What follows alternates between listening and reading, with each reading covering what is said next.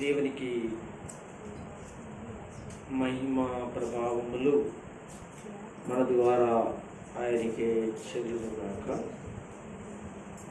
ప్రభునందు దేవుని పిల్లలమైన మనం ఇంతవరకు దేవునిని ఆరాధించడానికి లేక ఆయనను స్తుతించడానికి ఆయన ఇచ్చినటువంటి చక్కటి సమయమును పాటల ద్వారా దేవునిని మహిమపరిచి ఉన్నాము. ఇప్పుడు మనం చాలా శ్రేష్టమైనటువంటి వాతావరణంలోనికి లేక వాక్యంలోనికి మనము సిద్ధపడుచున్నాము. ప్రియ దేవుని బిడ్డలైన మీరు ఈ సమయంలో మనము టైం మరి మనకి ఎక్కువ కాకుండానట్లు చక్కగా ప్రభు సన్నిధిలో కొద్ది పాటి సమయాన్ని దేవుని యొక్క పాదాల దగ్గర దేవుని వాక్యాన్ని నేర్చుకుందాం. మనందరికీ తెలిసిన విషయాలు బైబిల్ గ్రంథంలో పరిశుద్ధ ఆత్మ దేవుడు మనతో మాట్లాడినట్లును రాజుల మొదటి గ్రంథము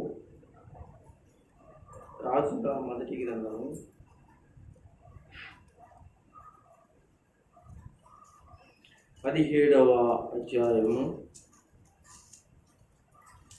రాజుల మొదటి గ్రంథము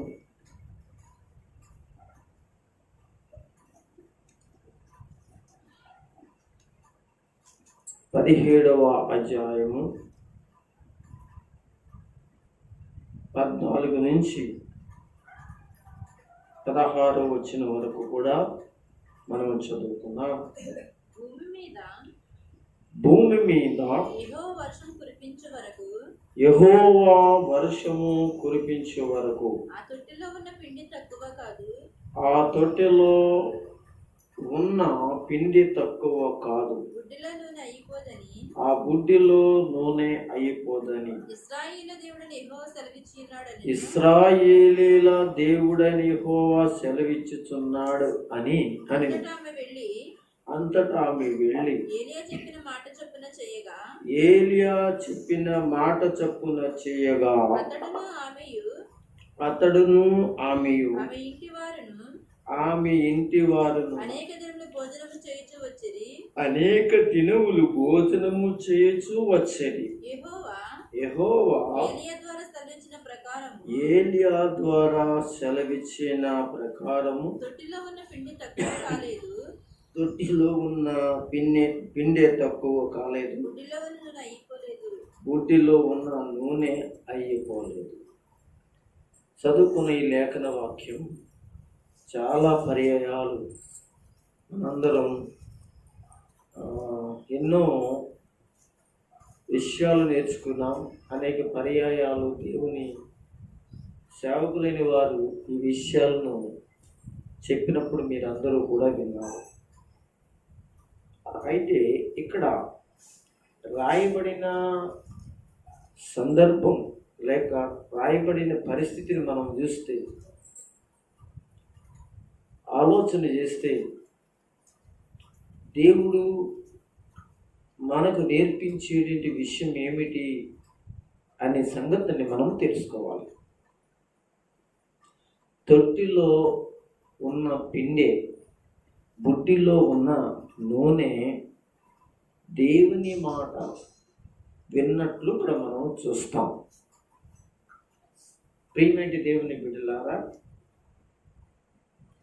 పిండే లేక తొట్టిలో ఉన్న పిండే, బుడ్డే లేక బుడ్డిలో ఉన్న నూనె దేవుని మాట విన్నట్టు లేక ఇక్కడ ఒక అద్భుతమైనటువంటి సంఘటన ఇశ్రాయేలీల ప్రజల మధ్యలో యెహోవా ప్రభు దేవుడు ఏం చేశారు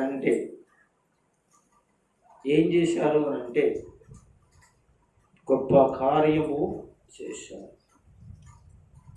ఇది చాలా గొప్ప విషయం. ఇది ఎప్పుడు జరిగింది అనేది మనం నేర్చుకుంటాం. అది ఎప్పుడు జరిగిందంటే ఏలియా కాలంలో జరిగింది. ఎవరి మధ్యన జరిగింది? ఇశ్రాయేలీల 10 గోత్రాల మధ్యన జరిగింది. మీరు మర్చిపోకూడదు. ఇశ్రాయేలీల 10 గోత్రాలు అంటే 12 గోత్రాలకి 10 గోత్రాలు ఒక రాజ్యము, 2 గోత్రాలు ఒక రాజ్యం అని మనం చాలాసార్లు చెప్పుకున్న విషయాన్ని. ఎందుకంటే ఇశ్రాయేలీల మధ్యన జరిగింది అని అన్నాను అనుకోండి, అప్పుడు మీరు ఎలా అర్థం చేసుకోవాలంటే ఇశ్రాయేలీల 12 గోత్రాలు అనుకుంటారు. ఇశ్రాయేల్ 12 గోత్రాలు కదా. అందుకే ఆచితూచి ఆలోచించి విషయాలు మీకు చెప్తూ ఉన్నాను.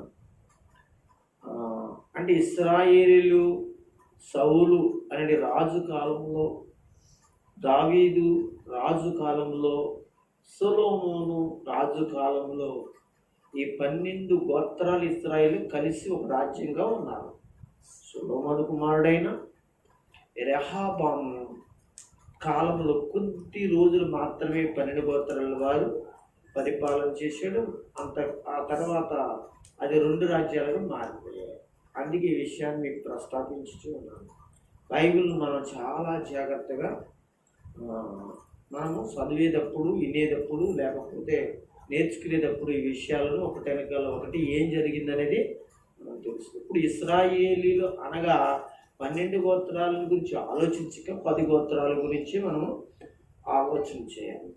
ఈ ఇశ్రాయేలీలు 10 గోత్రాల మధ్యన జరిగిన ఒక అద్భుతమైన విషయం. ఇంకా చూస్తే ఆ కాలంలో దైవజనుడు ఏమండి ఏలియా అనే ప్రవక్త కూడా ఇశ్రాయేలీల మధ్యలో ఒక ప్రవక్తగా ఉన్నారు. మీరు ఇశ్రాయేల్ మధ్యలో ఒక ప్రవక్తగా ఉన్నాడు అని అంటే 2 గోత్రాలైన యోధా గోత్రానికి ఆయన ఆ విషయాలు అంటే దేవుని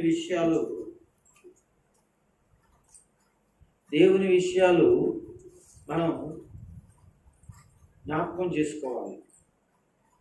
ఇశ్రాయేలీలకి ప్రవక్తగా ఆయన ఉన్నాడు. యోధా ప్రజలకు ఆ 2 గోత్రాలకు ఆయన ప్రవక్తగా లేదు. అక్కడ ప్రవక్తలు ఉన్నారు, ఇక్కడ ప్రవక్తలు ఉన్నారు. కొన్ని చోట్ల ఇశ్రాయేలీలకి ప్రవక్తలు ఉన్నారు. ఇశ్రాయేలీలకి ప్రవక్తలు ప్రవచించారు, యోధా వారికి కూడా ప్రవచించారు. అలాగే ప్రత్యేకంగా ఇశ్రాయేలీకి ప్రకటించిన వారు ప్రవక్తలు ఉన్నారు, యోధా వారికి ప్రత్యేకంగా ప్రకటించిన వారు కూడా ఉన్నారు. అయితే ఇప్పుడు మనం ఏం చెప్పుకున్నాం? ఒకటి ఇశ్రాయేలీల మధ్యన జరిగిన విషయం ఇది. ఇది రాజుల మొదటి గ్రంథం 17వ అధ్యాయంలో నుండి సంఘటన. అంటే అదే తొట్టెలో పిండే బుడ్డిలో నూనె అనేటి అద్భుతమైనటి షారేపతి యదవరాలు కుటుంబంలో జరిగినట్టు ఒక అద్భుతమైన విషయం మీరు గమనించండి. ఇక్కడ ఎవరి మధ్యన జరిగింది, ఎప్పుడు జరిగింది, ఎవరు ద్వారా దేవుడు జరిగించాడు, ఆ రోజుల్లో ఎవరు ఆ రాజ్యానికి రాజు ఉన్నాడు అనే మాట ఇప్పుడు మనం ఇప్పుడు చెప్పుకుంటాం. ఎవరు అంటే దేవుడు వీళ్ళరా ఇక్కడ అహాబు అనేటువంటి వాడు రాజుగా ఉన్నాడు. అహాబు అనేటువంటి వాడు రాజుగా మనకి కనబడతాడు. అయితే అంతకుముందు తన తండ్రి అయిన ఒమ్రి అనేటువంటి వాడు రాజ్య పాలన చేసి తన కుమారుడైనటువంటి అహాబునకు ఈ రాజ్యాన్ని ఇచ్చాడు. ఈ ఒమ్రి అనేటువంటి వాడు ఏమండి తన కొడుకైన అహాబుకు పెళ్లి చేసినప్పుడు సిదోనీల దేశపు రాజు అయినటువంటి ఆ దేశానికి రాజు సిదోనీల దేశానికి సంబంధించిన రాజు కూతుర్ని అహాబునకు పెళ్లి చేశాడు. చాలా ఇక్కడే పెద్ద తప్పు జరిగిందండి. ఎవరు ఆమె అంటే ఆ అహాబు చేసుకున్నట్టు స్త్రీ ఎవరంటే యెజబెలు అనేటువంటి వ్యక్తి. ఈమె ఎవరంటే సిదోనీల దేశపు రాజకుమార్తె కానీ సిదోనీల అంటే ఇశ్రాయేలీల గోత్రముల్లోనే ఏం చేసుకోవాలి, ఇశ్రాయేలు పెళ్లి చేసుకోవాలి, బయటికి వెళ్ళకూడదు. దేవుని పిల్లలకి ఇచ్చి పెళ్లి చేసుకోవాలి. మనం అంటాం కదా, పాస్టర్ గారు చెప్తారు కదమ్మా, దయచేసి మీ బిడ్డల్ని, మీ ఆడబిడ్డల్ని ఎవరికి ఇవ్వాలి? ప్రభు పిల్లలకి ఇవ్వండమ్మా, చర్చికి వెళ్ళే వాళ్ళకి ఇచ్చేయండి. ఇది కరెక్ట్. అలాగే మీ అబ్బాయిలకు మరి దేవుని పిల్లలు క్రైస్తవులు ఎవరైనా ఉంటే అమ్మాయిలు చూసి కొద్దిగా ఆచమైన పెళ్లి చేయాలి. ఇప్పుడు ఈ మధ్యన కొంతమంది మన చర్చిలో ఇలా చేసి పెళ్లి జరిగిన వాళ్ళు ఎవరైతే ఉన్నారో వాళ్ళు కొంతమంది ఇతరికి చేసినట్టు వాళ్ళు ఈ మధ్యన మా అమ్మాయి బాధపడుతుందనో లేకపోతే ఏదో జరుగుతుందని ఇప్పుడు బాధపడితే అప్పుడు చెప్పాంగా, సేవకుడుగా చెప్పాం కదా, నెమ్మదిగా చెప్పాం కదా, చక్కగా వివరించి చెప్పాం కదా, ఏం చేసుకోవాలి? ఆలోచించుకొని చేసుకోవాలి. మేమే తొందరపడిపోయి మేము మార్చుకుంటాము లేకపోతే ఏదో చేసుకుంటాము అనేటువంటి విషయాలు చెప్తున్నప్పుడు మేము మాత్రం ఏం చేస్తామండి? పాస్టర్ గారు అడ్డుపడుతున్నాడు, పాస్టర్ గారు ఇది పాడు చేస్తున్నాడు ఆ టైప్లో అలాంటి స్వరాలు మాట్లాడబడ్డాయి అనుకోండి, మేమేం చేస్తాం? నోరు మూసుకుంటాం. అయితే ఎందుకు చెప్తున్నానంటే భయంకరమైన పరిస్థితులు మనకి కొంత కొంత ప్రభు ప్రేమ కొంత ప్రార్థన తెలిసి బైబిల్ తెలుసున్నట్టు ఆడపిల్లలైన మగపిల్లలైన మన ఇళ్ళకి వచ్చారనుకోండి, లేదా అవతల వాళ్ళ ఇంటికి వెళ్ళారు అనుకోండి, ఏదో ప్రార్థన ద్వారానో లేకపోతే కష్టాలు వచ్చిన బాధలు వచ్చిన దేవుని సన్నిధిలో ప్రార్థన చేసి వాళ్ళ కుటుంబాలు అవతలకి వెళ్ళినోడు మార్చుకుంటారు. యువతలు ఇక్కడికి వచ్చినా కానీ ఏవైనా పరిస్థితులు బాగుంటే మనం సహకరిస్తారు ప్రార్థనలో. ఇది తాపత్రయం. మీ కుటుంబాలు విగ్రహారాధనలు పడిపోకూడదని మా తాపత్రయం, అంతేగాని తప్ప ఏదో మిమ్మల్ని ఇబ్బంది పడతారని కాదు. ప్రభువులో పడిపోకుండా కుటుంబాలు ఉండాలని ఉద్దేశం. అయితే ఇక్కడ ఇశ్రాయేలీయుల గోత్రంలో నుండి ఈ రాజు ఎవరు? ఒమ్రి అనేది రాజు తన కొడుక్కి పెళ్లి చేసాడే కానీ ఇశ్రాయేలీలో పిల్లలు లేరా? ఇశ్రాయేలీలో 10 గోత్రాల్లో ఏ క్లాస్ అనేది ఆ వ్యక్తులు, వాళ్ళకి తగిన వాళ్ళు, ఆ చక్కటి వాళ్ళు ఉన్నారు. కానీ ఏం చేశాడంటే సిదోనీల రాజు, అంటే సిదోని ప్రాంతం అంతా కూడా విగ్రహారాధన అంటే మామూలు కాదండి, భయంకరం. అందులోకి ఆ దేశపు రాజు అనేటువంటి ఈ సిదోనీల రాజు ఎంత విగ్రహారాధన చేస్తాడో, ఆ కుటుంబం ఎంత విగ్రహారాధన చేస్తాడో, ఆ యొక్క కూతుర్ని తీసుకొచ్చి అహాబులకు చేశాడు. ఆ పెళ్లి చేసుకున్నట్టు ఆ స్త్రీ పేరు యెజబెలు. ఈ యెజబెలు ఎక్కడికి వచ్చిందండి? ఇశ్రాయేల్ దేశానికి వచ్చింది. ఇశ్రాయేల్ దేశానికి వచ్చిన తర్వాత ఏమైనా మారిందంటే రావడంతోనే ఏం చేసిందంటే రాజ్యం అంతటిని కూడా రాజుని రాజ్యాన్ని తన గుప్పిట్లో పెట్టుకుని విగ్రహారాధన చేయడం, ఇతర కార్యక్రమాలు చేయడం, దేవునికి విరోధమైన పనులు చేయడం, అన్యాయాన్ని అక్రమాన్ని చేయడం, దేవునికి విరోధమైనటువంటి మరి పనులు చేయడం ప్రారంభించడం జరిగింది. అయితే ఇంకేం చేయగలుగుతాడు రాజు? ఇంకా ఆమె ప్రారంభిస్తున్న మరి ఆ దేశపు ఇది సిదోనీల దేశానికి సంబంధించినటువంటి మరి దేవతలను వీళ్ళందరినీ తీసుకొచ్చి పెట్టి చేస్తుంది. ఏమండి ఇది ఎప్పుడు జరిగిందంటే, ఏమండి ఇది ఎప్పుడు జరిగింది? జాగ్రత్త పొట్టు పెట్టేసుకోవాలి. మీకు వాక్యం వింటలేదు, మీరు వాక్యం వినాలి కానీ అధికారం చూడాలి. నేను 2-3 సార్లు చూసాను అంటే గమనించాను. సరందులు స్తోత్రం చెప్పారు. మీరు గమనించాల్సిన విషయం ఏంటంటే ఇక్కడ ప్రవక్త అయిన ఏలియా కాలంలో జరిగిన విషయం ఈ సంఘటన. ఏది? ఈ అద్భుతమైనటి అనగా తొట్టిలో పిండే నూనెలే గుడ్డిలో నూనె అనేటువంటి దేవుడు చేశాడు. ఎందుకు చేశాడు అని అంటే ఆ దేశం అప్పటికే ఎలా ఉందంటే తినడానికి తిండి లేదండి. మీరు గమనించండి, తినడానికి తిండి లేదు. ఎందుకు లేదంటే ఆ రాజు ఆ రాణి ఆ దేశానికి నేర్పించింది ఏంటంటే, ఆ రాజే రాణే కాదు, ఆ రాజు అయినటువంటి అహాబు తండ్రి కూడా ఏం చేశాడు? దేవునికి విరోధంగా యెరోబోము చేసినటువంటి పాపం చేశాడు. ఏంటంటే ఆ పాపం ఏంటంటే విగ్రహారాధనే పాపం అన్నమాట. అవి తీసుకొచ్చి తన తండ్రి చేసినవన్నీ తన కుమారుడును తన కోడలు కూడా ప్రారంభించి భయంకరంగా చేయడం ప్రారంభించాడు. ఇది చూసిన దేవుడు పాపం వచ్చి ఆ దేశానికి మీద ఒక గొప్ప శాపాన్ని తీర్పును తీసుకొచ్చాడు. ఏంటి ఆ శాపం అంటే, వర్షము కానీ మంచు కానీ కురవదని ఒక దైవజనుడిని తీసుకొచ్చి ఆ దేశంలో ప్రజలకును, రాజులకును, ప్రధానులకును, మంత్రులకును, సామాన్యులకును, ధనికులకును, ఇంకా చూస్తే యాజకులకును, ఇంకా అక్కడ ఉన్నటువంటి అనేక మంది ప్రజలందరికీ కూడా మీరు మీ యొక్క చేస్తున్నటువంటి పాపము వలన, అంటే దేవునికి విరోధమైన ధర్మశాస్త్రాన్ని మీరు పాటించుకోకుండా మీరు ఏం చేస్తున్నారంటే మరి ఈ లోక సంబంధమైన దేవతారాధన ప్రారంభించి భయంకరంగా మీరు ఏం చేస్తున్నారు, మీ మీదకి నేను తీర్పు తీసుకొస్తున్నానని చెప్పి ఒక దైవజనుడిని తీసుకొచ్చాడు. హఠాత్తుగా ఆ కాలంలో ఏలియా అనేటువంటి వాడు ఏం చేసుకొచ్చాడంటే పుట్టుకొచ్చినట్లుగా ఇశ్రాయేలీల మధ్య ఒక గొప్ప అద్భుతమైన దైవజనుడిగా, రోషం కలిగిన దైవజనుడిగా, ప్రార్థన కలిగిన దైవజనుడిగా ఆ ప్రజలను అనగా చేస్తున్న తప్పులను ప్రజలు చేస్తున్న తప్పులను ఎట్టి పరిస్థితుల్లో కూడా రాజీ పడకుండా, వాళ్ళకి జడవకోకుండా, బెదరవకుండా, అన్నం లేకపోయినా పర్వాలేదు, వస్త్రాలు లేకపోయినా పర్వాలేదు, వాళ్ళు దేశ బహిష్కరణ చేసినా పర్వాలేదు, నన్ను వాళ్ళు ఒక దైవజనుడికి గుర్తించకపోయినా పర్వాలేదు, కానీ నేను ప్రభు చెప్పింది చెప్పాలని తీర్మానం చేసుకున్న అద్భుతమైన రోషం కలిగినటువంటి వాడే ఎవరంటే ఏలియా ప్రవక్త. ఆ ప్రవక్త ఇశ్రాయేలు 10 గోత్రాల మధ్య ప్రకటించిన ప్రకటనలు ఎన్నో ఉన్నాయి. ఇంకా చెప్పుకుంటే ఈ ప్రజలకు రాజుగా ఉన్నట్టు అహాబు కాలం ఇది అనమాట. ఈ పరిస్థితులు జ్ఞాపకం చేసుకుంటే మనం ఇక్కడ ఏం జరిగిందంటే, ఇంత తీర్పు ఎందుకు జరిగిందంటే వాడు చేసిన పాపమని నేను చెప్పాను.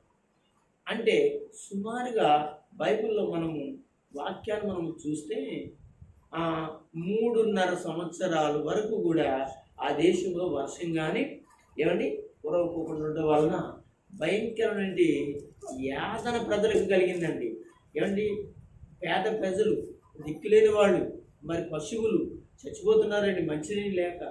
ఆ పరిస్థితులలో దేవుడు దైవజనుడైన ఏలియాను ప్రేరేపించి తన ద్వారా ఆ ప్రకటన చేసిన తర్వాత అతడు ఒక వాగులోకి వెళ్ళి ఒక వాగు దగ్గరికి వెళ్ళి నీళ్లు తాగుచు కాకులములు తెచ్చినట్టు ఆహారాన్ని తింటూ ఉన్నాడు.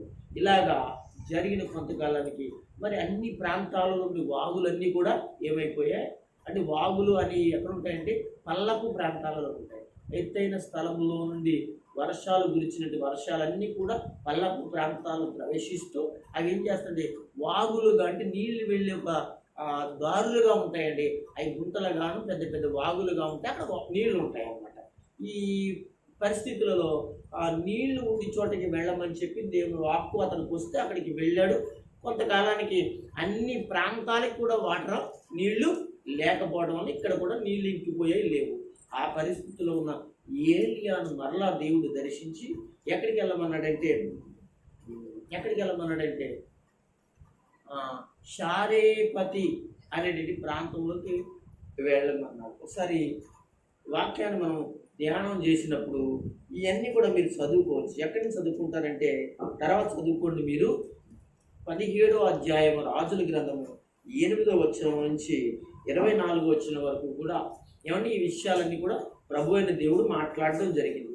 అయితే ఇప్పుడు షారేపతికి వెళ్ళక ముందే అక్కడ ఒక ఎదవరాలు ఉంటారని, ఆమె నీకు కనపడుతుందని, ఆమె ఏం చేస్తుందో తెలిసింది పోషిస్తుందని, ఈ విషయాలన్నీ కూడా దేవునితో చెప్పాడు. దేవుని మాట ఇప్పుడు నిరార్థకం కాదండి. దేవుని మాట నిరార్థకం కాదు. దేవుడు ఏది చెప్తే అది జరుగుద్ది. నాకు కూడా చాలాసార్లు దేవుడు అనేక పర్యాయాల స్వరంతో మాట్లాడడం, ఇంకా వేరే విధంగా మాట్లాడడం, వాక్యంతో మాట్లాడడం, ప్రార్థన చేసినప్పుడు ప్రేరేపించి మాట్లాడడం, అనేక విధాలుగా దేవుడు మాట్లాడిన మాటలు ఏవైనాయో నమ్మినప్పుడు అవి జరగడం కూడా నేను కనులారా చూశాను, ఆనందించాను, ఎన్నో సాక్ష్యాలు చెప్పాను. ఎక్కడ దాకా ఎందుకండి, మనం ఈ మందిర ప్రారంభంలో గత కొన్ని నెలల కింద మనం ఉపవాస ప్రార్థన చేసి ఉన్నాం కదా, ప్రార్థన చేసి ఉన్నాం. ఆ ప్రార్థనలో దేవుడు మాట్లాడడం జరిగింది. నేను నిజంగా ఆ మాటలు ఇప్పటికీ నాకు నా మనసులో, నా చెవులో ఆ మాటలు ఎలాగ ఉన్నాయంటే ఒక రకమైన నన్ను ఉత్సాహపరిచి, ఉజ్జీవపరిచి, నేను నెహెమ్యా గ్రంథము, ఎజ్రా గ్రంథాలు ఇవి చదివినప్పుడు ఆగిపోయిన మందిర యొక్క పని కొరకే జకర్యా, మళ్ళీ జిర్బావేలు, యెహోషువ, ఇంకా మలాకి, ఇలాంటి ప్రవక్తలు ఆ రోజుల్లో ఉన్నారండి. వాళ్ళు ఏం చేశారంటే ఆగిపోయిన పని కొరకే అనగా దేవుని వాక్కులు పంపించి ఇశ్రాయేలును మరలా ఉద్యోగపరిచి మందిని పనిచేయడానికి ముందుకు తీసుకొచ్చాడు. ఇవన్నీ జ్ఞాపకం తెచ్చుకున్నప్పుడు దేవుడు మాట్లాడినప్పుడు ఆయన చేస్తాడని అప్పుడు నేను ప్రారంభించిన తర్వాత మనం అనుకున్నది ఒక విధంగా ఉంటే తర్వాత దేవుడు మరొక పక్క కనుక చేశాడు. ఇది జరుగుతూ ఉండగానే నేను ఒక మాట మీకు చెప్పాను. గత 2 వారాల కిందట 3 వారాల కిందట ఎదర పక్క కూడా చేద్దామని చెప్పేసి అది నా నోటి మాట కదా. దేవుడు ఒక రాత్రి నాతో మాట్లాడాడు. అది అస్సలు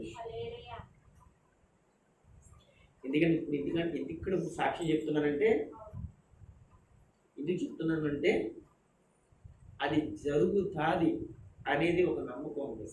ఆయన చెప్పాడు ఏదో చేయబోతున్నాడు.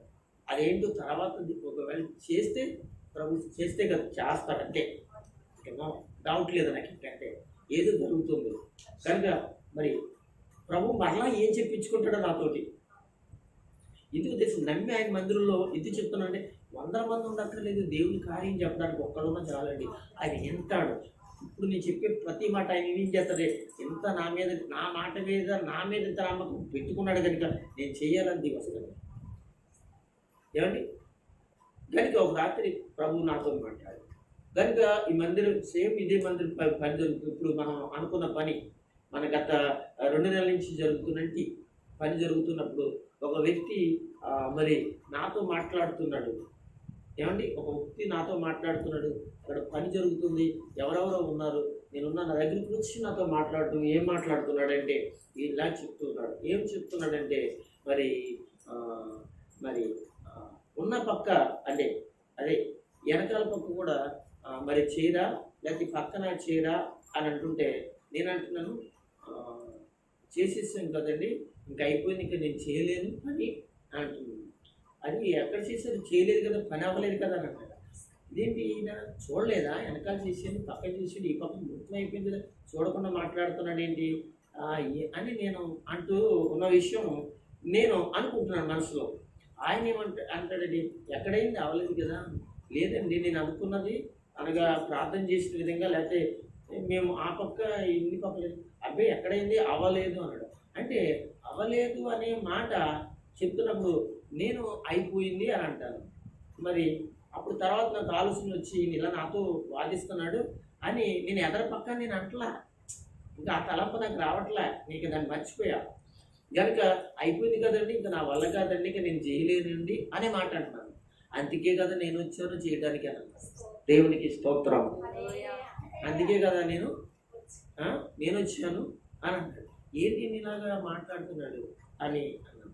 ఈ విషయాన్ని దేవుని పిల్లలారా దేవుని యొక్క వాక్యం ప్రకారంగానే దేవుడు ఏది మాట్లాడినా చెప్పినా మనము నమ్మిన ఎడల నిరార్థకము కానీ అది సంపూర్ణంగా నమ్మాలి. నేను నమ్మాను దేవుని పిల్లలారా. ఇది ఎప్పుడు జరిగిందంటే 3 పక్కలు కూడా కంప్లీట్ అవుతుండగా మాట్లాడు అంటే దీంట్ల గురించి కాదు కదా. అంటే లేచిన తర్వాత అప్పుడు నేను అనుకున్నాను ఎదర పక్క గురించి మాట్లాడాడు. అప్పుడు ఆ వారమే ఎదర పక్క కూడా ప్రారంభించడానికి నేను ఆలోచన చేశాను. అది నా ఆలోచన కాదు కానీ దేవుడు ఆలోచన చేశాను. మీరు అందరూ ప్రార్థన చేయండి అని చెప్పాను. దేవునికి స్తోత్రం. దేవుని మహాకృపను బట్టి మరి పరంజీలు ఇవన్నీ కూడా ఎదర పక్కన చేయడం జరిగింది. దేవునికి స్తోత్రం. ఏం జరిగింది రేపు వారం జరుగుతుంది అనమాట. అనగా సోమవారం మంగళవారం వెళ్ళిన తర్వాత ఏం జరుగుద్ది అనేది జరుగుతుంది. ఇది దేవుని కృప. అప్పుడు వరకు మరలా మనం వచ్చే వారం వరకు కూడా ఏం చేద్దామంటే ఆ యొక్క అద్భుతం కొరకు చేయించుకున్నాం. ఎందుకు చెప్పాలని ఎందుకు చెప్పాలనుకున్నానంటే దేవుని పిల్లలారా, దేవుడు ఆశ్చర్యకరుడు. ఆయన మాట్లాడితే జరుగుతుంది. ఇప్పుడు యేసు ప్రభు ఏం చేశాడో తెలుసా? ఏలియాతో ఎక్కడికి వెళ్ళమన్నాడు? షారీపతి అని వెళ్ళమన్నాడు. అక్కడ ఎవరున్నారని చెప్పాడు? ధనవంతుల ఇంటికి వెళ్ళమని లేదండి, అక్కడ ఆస్తిపరుల ఇంటికి వెళ్ళమని లేదండి. ఆ ఊళ్ళో గొప్పవాళ్ళు ఉన్నారు, భోజనం పెట్టేవాళ్ళు ఉన్నారు, మంచినీళ్ళు ఇచ్చి బట్టలు ఇచ్చి అతనికి ఆతిథ్యం ఇచ్చేవాళ్ళు ఉన్నారు. అక్కడికి వెళ్ళమని లేదండి. చూడండి ఎక్కడికి వెళ్ళమన్నాడో చూసారా? ఎక్కడికి వెళ్ళమన్నాడో అని మనం ఆలోచన చేస్తే ఒక ఎదవరాల ఇంటికి వెళ్ళమన్నాడు. మీరు గమనించండి, ఆ ఎదవరాల ఇంటికి వెళ్ళమని చెప్పాడు. ఇప్పుడు ఏలియా చాలా ఆలోచించాలి. ఇప్పుడు ఈయన నన్ను ఎలమన్నాడు, ఏ దానికి ఇంటికి వెళ్తేనో పని జరుగును కదా, నీళ్లు దొరుకును, మంచి బట్టలు దొరుకును, మంచి ఇల్లు దొరుకును, అక్కడ నేను ఉండడానికి బస దొరుకును, అక్కడ నివాసం చేయడానికి అన్ని విధాలుగా ఏర్పాటు అతను ఆలోచన చేయాలి. మనిషి ఎంతమందో ఉన్నారు ఆ ఊర్లో, గొప్పవాళ్ళు ఉండరేంటండి, సరిపిల్లలు పేదవాళ్ళు, బాగా కడు పేదవాళ్ళు ఉన్నారు, ధనవంతులైన వారు కూడా సరిపిల్లలు ఉన్నారు, గణపవారు ఉన్నారు. అలాగే ఆ రోజుల్లో కూడా ధనవంతులైన వారు ఉన్నారు, గొప్పవారు ఉన్నారు. అక్కడికి మరి ప్రభు చెప్పలేదు. కానీ అయితే ఏలియా, నేను అనుకుంటున్నాను, ఏలియా ఎంత నా మాట నమ్ముతాడు, నా మాట మీద ఎంత విశ్వాసం ఉంచుతాడు, అసలు నేను చేయగలిగే వాడినా చేయలేని వాడినని ఒకవేళ అతడు నా మాటను నా సేవకుడుగా నమ్ముతాడా లేదా అని ఉద్దేశం ఏదన్నా ఉండి దేవుడు ఒక ఎదవరాలింటికి పేదరాలింటికి వెళ్ళమన్నాడు, అది గొప్ప కరువు, వాళ్ళకి అన్నం ఉండదు, వాళ్ళకి భోజనం ఉండదు, ఇవన్నీ కూడా థింక్ చేయవలసిన విషయాలే. కానీ ఏలియా చేశాడో, ఆలోచన థింక్ చేశాడో లేదో నాకు తెలియదు. కానీ నిజంగా అక్కడ జరిగింది తెలుసా, అతని గురించి దేవుడు చెప్పినట్లుగా వెంటనే ఏం చేశాడు, తన దగ్గర ఉన్న వస్త్రాలు చేతులు పట్టుకున్నాడో లేదు తెలియదు, కానీ అతను నడుచుకుని తన చేతి కర్ర పట్టుకుని మెల్లగా ఎక్కడికి వచ్చాడు, శారేపతి దగ్గరకు వచ్చాడు. దేవుని పిల్లలారా, మీరు గమనించండి విషయాలు, ఇందులో ఎంత గొప్ప విషయాలు దాగున్నాయి. ఏమండి, నిజంగా ఊర్లోకి వెళ్ళలేదండి, ఇంకా దేవుని యొక్క మార్గం ఎక్కడ తెలిసిపోయిందండి, పొలిమేరలోనే తెలిసిపోయింది. ఇంకా ఊళ్ళోకి వెళ్ళే, ఊరికి బయటే ఉన్నాడు, ఇంక ఊళ్ళో అడుగు పెడతాడు. దేవుని యొక్క మాట, ఆ ఉద్దేశం ఎంత గొప్పది అనంటే ఊళ్ళోకి వెళ్ళకోకుండానే ఏం చేశాడు, దేవుని నిర్ణయించాడు. ఇక్కడ తెలియకుండానే, ఎవరికి తెలియకుండానే, శారేపతి ఎదురాలకు తెలియకుండానే దేవుడు తనను ప్రేరేపించి అక్కడ తీసుకొచ్చాడు. ఇంకో మాట చెప్తాను మీకు, ఆ ఊర్లో ఎంతమంది ఎదవరాండ్లు ఉంటారండి, అంటే పేరు కూడా చెప్పలే. మన ఊర్లో ఎంతమంది ఎదవరాండ్లు, ఎక్కడికి వెళ్ళాలి ఇప్పుడు చూడండి, ఎంత గొప్ప మర్మాలు చూసారా, బైబిల్ అంత సత్యం ఉంది, చాలా జాగ్రత్తగా. అంటే అంతమంది ఎదవరాండ్లు ఉంటారు కదా, ఏ ఎదవరాల దగ్గరికి వెళ్ళాలి, ఇంకా ప్రశ్నించలేదు నీ అయ్యగారు. అంటే బైబిల్లో నుండి సేవకులైన వారు, భక్తులైన వారు దేవుని మాటకు వాళ్ళు తిరిగి ప్రశ్నించి అసలు జరుగుతుందా, ఇది నిజమా అనేది సందేహాలు దేవుని దగ్గర పెట్టలేదన్నాడు. అబ్రహాముని ఏమన్నాడు, నువ్వు ఏం చేస్తావు, నీ ఇంటి వారిని వీళ్ళందరినీ విడిచిపెట్టి వెళ్ళిపోయారు. ఇలాగ చూడండి, అనగా యాకోబు, ఇలా చాలా భక్తులు, వీళ్ళ చెప్పినప్పుడు చెప్పిన మాటకి వాళ్ళు విధేయులయ్యారు. అంతే. ఒక గొప్పమైన అద్భుతాలు మనం చూడాలంటే దేవుడు చెప్పిన ప్రతి మాట, ఏమండి, వాక్యం ద్వారా కూడా దేవుడు మనతో మాట్లాడతాడు. మాట్లాడినప్పుడు మనం తప్పు చేశాడని మనతో మాట్లాడండి, ఆ తప్పుకు విధేయులే మనం సరి చేసుకున్న అద్భుతాలు జరుగుతాయి మన కుటుంబంలో. ఒకవేళ దేవుడు ఆత్మీయంగా నేను బలపరచబడడానికి నీ జీవితాన్ని ఈ కార్యాలు నువ్వు చేయాలి, ఈ పనులు నువ్వు చేయాలని నీతో మాట్లాడాడు అనుకోండి, వాటిని విధేయులే చేసినట్లయితే నువ్వు అద్భుతమైన కార్యాలు చేస్తావు. మనం ఆయన మాట వినాలి. ఒక్కొక్కసారి నీ కలలో మాట్లాడచ్చు, లేకపోతే స్వరంతో మాట్లాడచ్చు, లేకపోతే నీ పక్క సహోదరులతో మాట్లాడచ్చు. ఇంకా చెప్పాలంటే దేవుని వాక్యము నిరంతరం మాట్లాడుతూనే ఉంటుంది. వాక్యము ఇంకా అసలు నీకు స్వరం వినపడకపోయినా పర్వాలేదు, కలలో దర్శనం రాకపోయినా పర్వాలేదు, వాక్య ప్రత్యక్షత లేకపోతే వాక్య స్వరము అనేది ప్రతి వారం నీకు వారంలో అనేక పర్యాయాలు వాక్యం వినపడుతూ ఉంటుంది. ఆ వాక్యం మనతో మాట్లాడడమే దేవుడు. మనం ఎలా ఉండాలి, మనం ఎలా జీవించాలి, మనం ఏం చేయాలి, ఏం చేయకూడదు అనే సంగతులు ప్రతిరోజు దేవుడు మనతో మాట్లాడతాడు. ఎలా చెప్పమంటారా, ఒక తండ్రి ఒక తల్లి తన కుటుంబంలో తన పిల్లలకు ఏం చేయాలని ప్రతిరోజు తాను మాట్లాడుతూ తన పిల్లలను అనగా పెంచుకుంటారో, అలాగే దేవుడు తన పిల్లలను వారములో అనేక పర్యాయాలు వాక్యం చేత మీతో మాట్లాడి ఆయన మమ్మలను నన్ను అందరినీ కూడా చర్చలో అందరూ కూడా పెంచుకుంటాడు. ఇది నమ్మాలి. మన పిల్లల్ని అలాగే కదా మనం పెంచుకుంటారు కదా చెప్పి. ఇది దేవుడు కూడా ఏం చేస్తాడు, తన యొక్క వాక్యం చేత మాట్లాడి పెంచడం ప్రారంభిస్తాడు, పెంచుతాడు కూడా. అయితే ఇక్కడ అనేక మంది ఎదవరాండ్లు ఉన్నారు. ఎక్కడికి వెళ్ళాలి అనేక సందేహం లేకుండా బయలుదేరాడు. చూడండి, అనేక మంది ఎదవరాండ్లు ఉన్నప్పటికీ కూడా దేవుడు ఆ శారేపతిలో ఉన్నది ఆ యొక్క ఏలియా పోషించబడడానికి, ఏలియా అక్కడికి వెళ్ళడానికి, హైట్లో ఉండడానికి, నిజంగా చెప్పాలంటే ఆ షారేపతిలో ఉన్న ఆ యెదవరాలు ఎంత భక్తురాలై ఉంటుందో, ఎలాంటి ప్రార్థనా పరురాలై ఉంటుందో మీరు ఆలోచన చేయండి. దేవుడు ఆమెను ఎక్కడికి పంపించాడంటే ఊరు ఎలుపులకు, షారేపతి అనే ఊరు ఎలుపులకు మనం ఎందుకు వచ్చిందంటే పుల్లలు ఏరుకోవడానికి వచ్చింది. అసలు దేవునికి మహిమ కలుగుగాక. ఏమండి, ఆ ప్రాంతంలో, ఆ చోటులో, ఆ ప్రాంతంలో మరొక మర్మం చెప్తున్నాను. అక్కడ ఊరు ఎలుపులకి ఎంతమంది రాకోకుండా ఉంటారండి? ఎంతమంది అక్కడ పనిచేయకుండా ఉంటారండి? ఇప్పుడు ఊరు ఎలుపులకి వెళ్దామండి. ఇప్పుడు మనకి సరిహద్దులు ఉన్నాయి. ఇటు ఆరేడు ఉందండి, ఇటు చూస్తే కొత్తపల్లి ఉందండి, ఇటేమో గణపతి గుల్లం దెబ్బ, ఇవన్నీ కూడా ఈ మనకేంటండి సరిపిల్లకు పొలిమేరలు, ఊరు ఎలుపులు అన్నమాట ఇవన్నీ. కనుక ఎంతమంది తిరగరు, ఎంతమంది ఉంటారో చెప్పండి. అలాగే ఇక్కడ కూడా ఒక ఉండక మానరు. కానీ దేవుని పిల్లల గమనించండి, దేవుడు ప్రేరేపించి పంపించిన ఎదవరాలు అక్కడ పుల్లలు ఏరుకోవడం.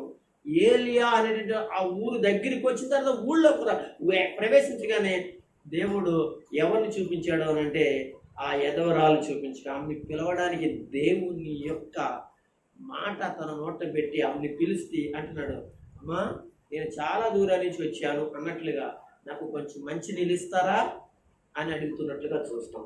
మీరు గమనించండి, మంచినీళ్ళు అడగగానే ఆమె చెప్పిన మాట ఏంటో తెలుసా? అప్పటికే దేశమంతా ఎలా ఉంది, వర్షాలు లేక, నదులు ఎండిపోయి, అనగా మంచు కురవక, ఈ పరిస్థితులన్నింటిలో కూడా ఎక్కడికక్కడ నీళ్లు లేక బాధపడుతున్న పరిస్థితులలో ఆమె ఏం చేసిందంటే నీళ్లు తేవడానికి ఆ పెద్దాయని చూసి, ఆ వ్యక్తిని చూసి ఏముందో తెలుసంటే నీళ్లు తేవడానికి ఆమె వెళుతుండగా మరలా తిరిగి పిలిచాడండి. తిరిగి పిలిచి ఏమిటి తిరిగి పిలిచి అంటున్నాడు, అమ్మ నాకు ఒక అప్పము చేసుకురా అని అడిగాడు. నిజంగా అప్పము చేసుకురమ్మన్నప్పుడు ఆవిడ వెంటనే ఉలిక్కిపడింది. నిజంగా ఆయన పాదాల దగ్గర చెప్పుకున్న మాట ఏంటో తెలుసుకుంటారా? అయ్యా దేశమంతా కూడా కరువే కదా, అందరూ కూడా అలా మళ్ళా ఆడిపోతూ, నీళ్లు లేక, పంటలు పండక, ఎక్కడ పడితే అక్కడ పశువులు చనిపోతూ, పక్షులన్నీ చనిపోతూ, చివరాఖరి మనుషుల్లో చాలామంది కరువు చేత చనిపోతూ, భోజనం లేక ఉన్న పరిస్థితులలో నా కుటుంబం కూడా ఉందండి. ఇది మనం దేవుని దగ్గరికి రావాల్సిన విషయం. లేదు అనే మాట ఆవిడ చెప్పలే. నాకు లేదనే మాట మీరు గమనించండి, చదవండి. అక్కడ ఆవిడ పరిస్థితి చెప్పింది, కానీ లేదు అనే మాట చెప్పలేదు. మీరు గమనించి ముందుకు వెళ్తాను నేను. అక్కడ ఏం మాట్లాడింది ఆమె, ఇలాగా దేశమంతా పరిస్థితి అంతా నా చుట్టూ ఉన్న పరిస్థితి అంతా కూడా ఆ యొక్క దైవజనుడితో చెప్పుకోవడం ప్రారంభించింది. అయితే అయ్యా అదే పరిస్థితిలో నేను, నా కుటుంబం ఉన్నాను. నాకు ఒక్కడే ఒకడు కొడుకయ్యా, నాకు భర్త లేడయ్యా, నేను ఎదవరాలనయ్యా. వింటున్నారా? అనగా ఏమైంది? ఇప్పుడు ఏలకి ఏం వెలిగింది? బలుబు వెలిగింది. ఎక్కడికి పంపిస్తానన్నాడు? ఎక్కడికి పంపిస్తానన్నాడు? ఎక్కడికి పంపిస్తాను? అక్కడికే వచ్చాడు. అప్పుడు ఓహో, అయితే నాకు ఒక అప్పం చేసుకురమ్మా అన్నగానే, అయ్యా నా యొక్క ఇంటిలో ఏముంది ఒక తొట్టు ఉంది. ఆ తొట్టులో ఏముంది? పిండి ఉంది. మీరు గమనించండి, మా ఇంటిలో ఒక బుడ్డె ఉంది. బుడ్డె, ఆ బుడ్డెలో ఏముంది? కొంచెము నూనె ఏముంది. చెప్తారు. మీకు అర్థమైందో లేదో, మీకు తెలుసో లేదు కానీ పూర్వకాలంలో నాకు కూడా తెలుసు ఏమండి, మానుపెట్టులో బియ్యం పోసుకునేవారు. ఇప్పుడంటే ఏ రకరకాల మానుపెట్లు మీకు తెలుసో తెలియదు. మానుపెట్టులో చెక్కపెట్లు, మానుపెట్లు బియ్యం పోసుకుని అందులో నిల్వ చేసుకునేవారు అన్నమాట. అలాగే ఇశ్రాయేలు దేశంలో వాళ్ళకి తినడానికి తిండి మనకైతే బియ్యము, రైసు, ఒడ్లు ఇవి మనక. వాళ్ళకి గోధుమలు, ఎవలు, అది పిండి చేసుకుని వాళ్ళు రొట్లే తింటారు తప్ప ఇది ఎప్పుడన్నా తినొచ్చేమో తప్ప ఎక్కువ తినేది మనకు వెళ్ళే ఏం తింటాం? అప్పుడప్పుడు మనం రొట్టెలు తిన్నట్టు. కానీ వాళ్ళు అప్పుడప్పుడు అనగా ఇశ్రాయేల్ దేశంలో రైస్ లాంటిది ఏం తినొచ్చేమో తప్ప ఎక్కువ వాళ్ళు తినేది ఏంటంటే మనం రైస్ తిన్నట్లుగానే వాళ్ళు రొట్టె పొద్దున్న సాయంత్రం వాళ్ళు తింటూ ఉంటారు. అయితే దానికి పిండి కొరకే ఆవిడ ఏం నిల్వ చేసుకుంటూ ఒక తొట్టె, అంటే మనం ఇందాక చెప్పినట్లుగా ఒక గాజులు లేకపోతే ఒక మాను పెట్టుల్లో ఏ విధంగా అయితే మనం రైస్ పోసుకుంటామో అదే విధంగా వాళ్ళ పిండిని నిల్వ చేసుకుని దాన్ని ఏం చేస్తారంటే కావాల్సిన అలా తీసుకుంటూ వాళ్ళు రొట్టెలు వేసుకున్నారు. ఒక తొట్టె అది. అలాగే నూనె పూర్వకాలంలో ఇప్పుడంటే చాలా రకరకాలు వచ్చినాయి, బుడ్డి లాంటివి రకరకాలు ఉండి అందులో నిల్వ చేసుకునేవారు. అయితే ఇప్పుడు ఈ విషయాన్నంతటినీ కూడా గమనించినంటే ఎవరు ఆయన? ఏలియా. ఇప్పుడు నాకు ఒక ముందుగా ఆయన తెలుసా, నేను నా బిడ్డ చనిపోక ముందు అనే మాట చూడండి, ఎంత మంచి మాట. నేను మీరు చదవనక్కలే, తర్వాత చదువుకోమని చెప్పాను. 8 నుంచి 24 వచ్చిన చదువుకున్న తర్వాత ఏమందంటే ఆమె ఏం చెప్పిందంటే ఆ యొక్క అందరి ఏమందంటే నేను నా బిడ్డను చనిపోక ముందే. అంటే ఆ మాట ఎంత దుఃఖకరమైన విషయం అంటే అందులో ఉన్నది నూనె, అందులో ఉన్నది పట్టెడే పిండే. అప్పములు వేసుకున్న తర్వాత, రొట్టెలు వేసుకున్న తర్వాత మాకు ఇంకా రొట్టె వేసుకోవడానికి, మేము తినడానికి ఏముండదు, ఆహారం ఉండదు, మాకు భోజనం ఉండదు. తర్వాత జరిగే పరిణామం ఏంటో తెలుసా?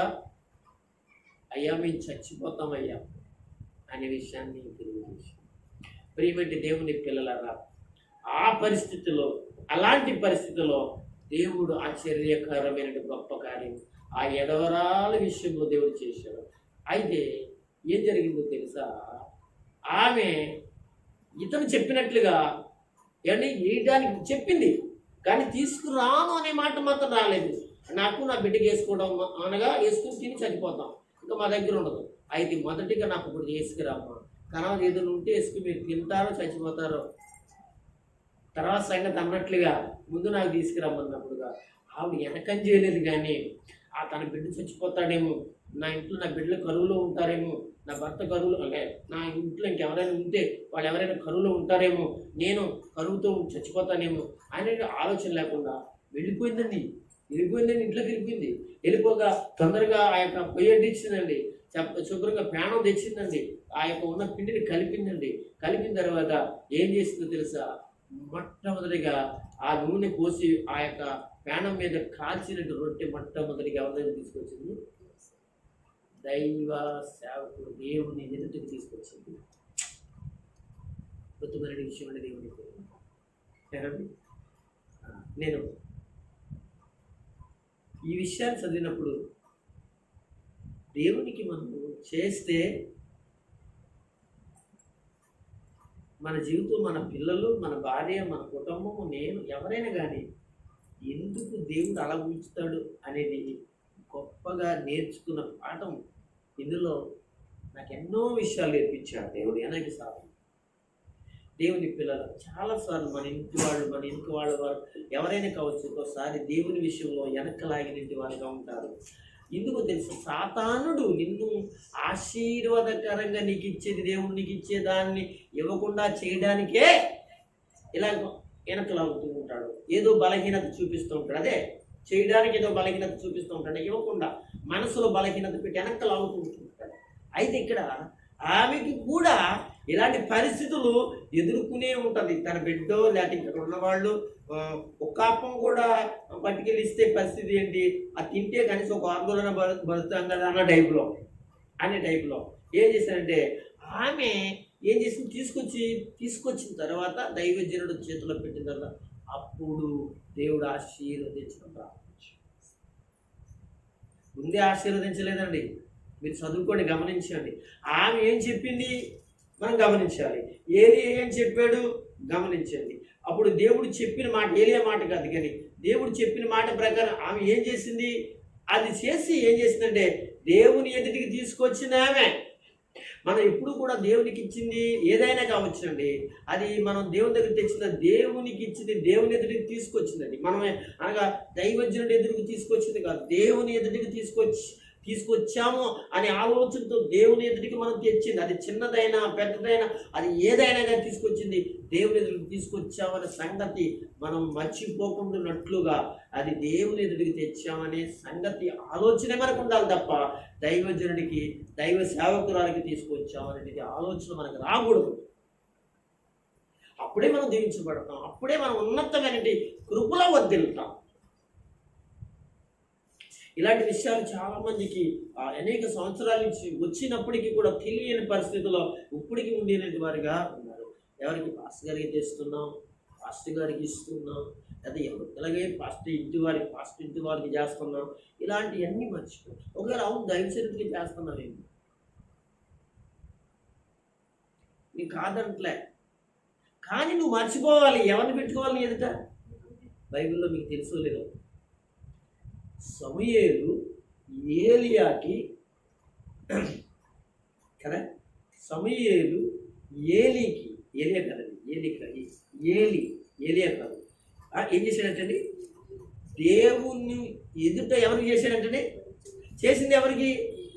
అతను ఎలా చేశాడంటే దేవునికి చేశాను అని చెప్పి ఏలికి చేశాడు, సేవకుడికి చేశాడంట. అంతేగాని ఏమనుకున్నాడు? అనగా సేవకుడికి చేశాను అనే మాట అక్కడ రాయలా.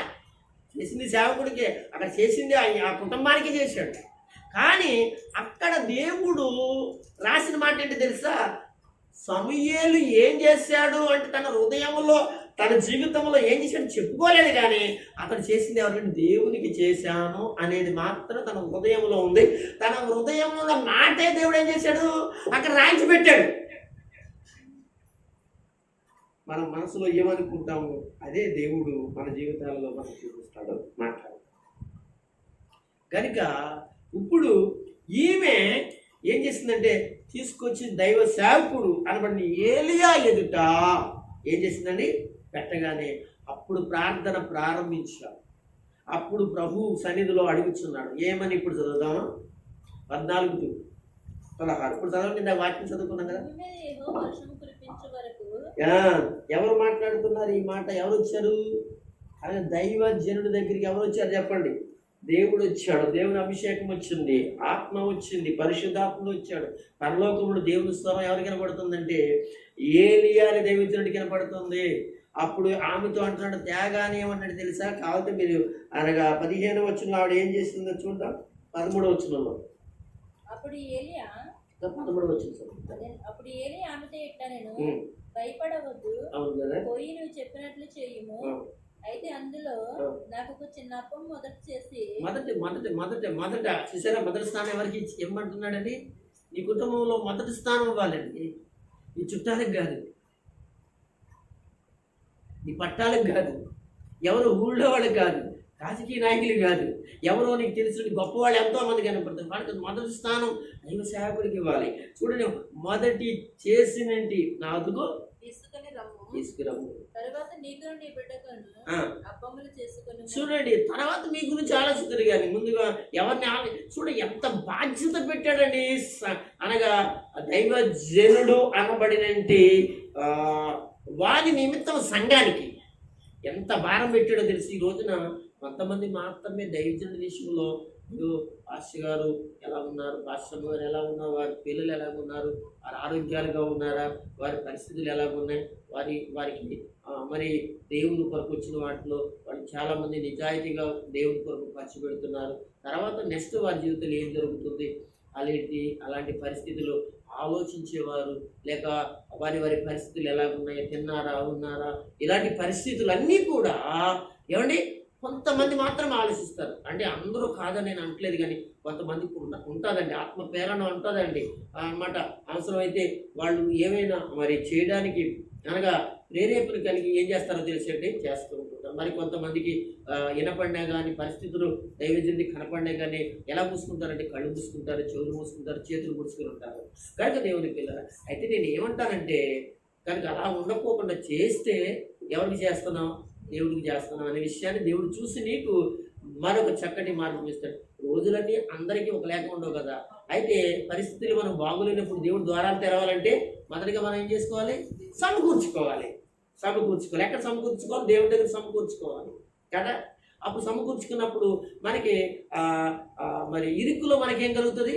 విశాలత కలుగుతుంది, అంటే దేవుని సహాయం కలుగుతుంది.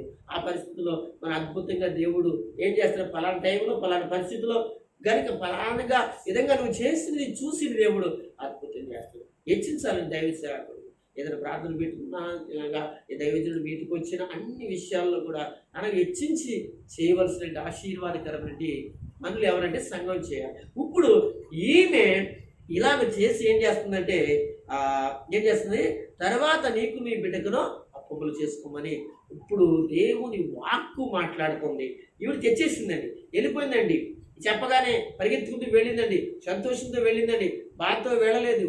అనగా అయ్యో పరిస్థితి నాకు బాగాలేదు కదా అనే విషయాల్లో ఇంకేమి తన మనసులో వెళ్ళి డైరెక్ట్గా వెళ్ళింది. అనగా సమకూర్చింది, చక్కగా వేసింది, తీసుకొచ్చి ఎవరి చేతిలో పెట్టిందండి, నీళ్లను అనగా అప్పములు తీసుకొచ్చి దైవజనం తీసుకొచ్చి అప్పుడు చెప్తున్న మాట అది దేవుని మాట అండి. ఎవరి మాట కాదు, మరలా ఇది దేవుని మాట అండి, దేవుని మాట అండి. చదువుదాం. భూమి మీద ఏవో వర్షం కురిపించే వరకు ఆ తొట్టిలో ఉన్న పిండి తక్కువ కాదు, గుడ్డిలో ఉన్న నూనె అయిపోదని ఇశ్రాయేలు దేవుడని యెహోవా సెలవిచ్చిన్నాడు అన్నను. ఆగండి, ఎవరు చెప్పాడండి? ఎవరు చెప్పాడు? ఇశ్రాయేలు దేవుడని యెహోవా సెలవిచ్చి ఉన్నాడని. అంతటా ఆమె వెళ్ళి ఏలియా చెప్పిన మాట చెప్పు ప్రకారం చేయగా అతడు ఆమెయు ఆమె ఇంటి వారును అనేక దినములు భోజనము చేసి వచ్చి పెట్టేసి తినేసి ఆయన చేతిలోకి రాగానే ఆయన చెప్పాడు, అమ్మా కరువు చూస్తున్నాం. అమ్మా అనగా ఇశ్రాయేలు దేశంలో పక్క దేశాల్లో కూడా కరువు వచ్చింది. అయితే ఏం జరుగుతుందో తెలుసా అంటే, నీ ఇంటిలో నీకు జరిగేది ఏంటి తెలుసా? భూమి మీద వర్షం కురిపించే వరకు కూడా నీ తొట్టిలో ఏమి జరుగుతుందో తెలుసా?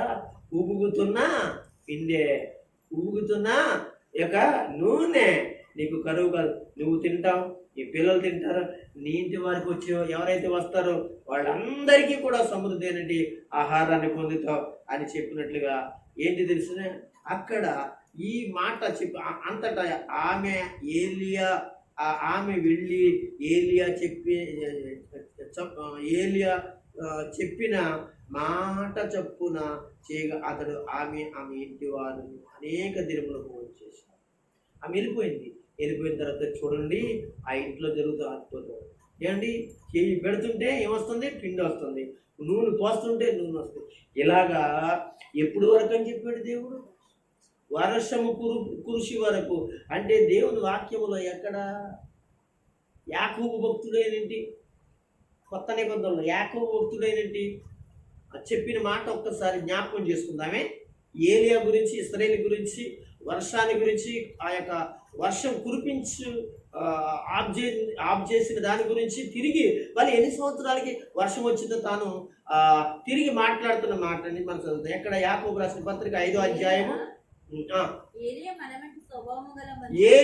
మనలాంటి స్వభావం కలిగిన వాడే గాని వర్షము కురవకుండానట్లు ఆసక్తితో ప్రార్థన చేయగా 3.5 సంవత్సరముల వరకు భూమి మీద భూమి మీద వర్షమే రాలేదు. అతడు మరలా ప్రార్థన చేయగా తిరిగి దేవుని యొక్క వాక్కు రాగానే వర్షము కురుస్తాదని చెప్పగానే ఆకాశం వర్షం ఇచ్చింది.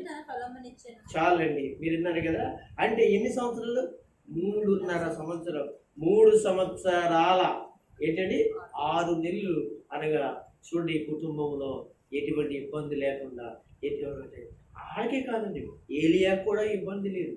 ఇంకెవరికి అంటే దేవుని పిల్లలు వాళ్ళ ఇంటికి వచ్చి వాళ్ళకి ఇబ్బంది లేదు.